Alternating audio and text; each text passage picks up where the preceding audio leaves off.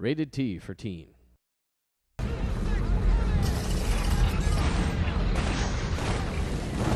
Red Mercury was influenced by a lot of the big Hollywood blockbuster movies, sort of a really intense pace, but with a really driving story. We want to make this game as cinematic as possible. So the first thing they did was just write a script as if this was going to be a movie.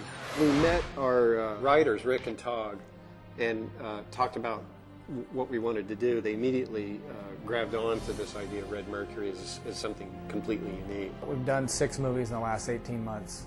And Mark Long asked us to come in and create a storyline for this game as well as all the cinematics. He had shown us a bunch of stuff on the Red Mercury game, and we were just blown away of how cinematic it looked. It was just gorgeous material, very cinematic.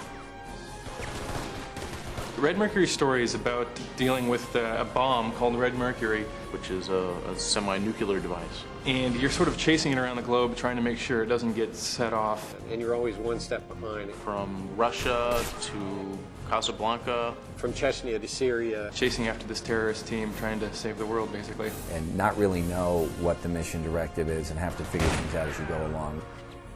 Red Mercury, I first read about on the internet like 5 years ago. It actually is based on something real. I'm not sure what. It's a scary idea.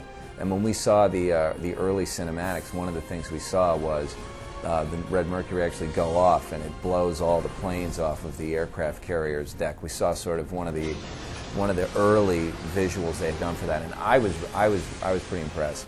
It's a complete hoax. I didn't know it when I first read about it, and then when I found out from other websites, oh, this is just a made-up thing, I thought, that's just really cool, man. I'm going to keep this in mind, because this would be a great source for a story. You could make this into a movie and it would work, in 3 acts perfectly. It would work start to finish.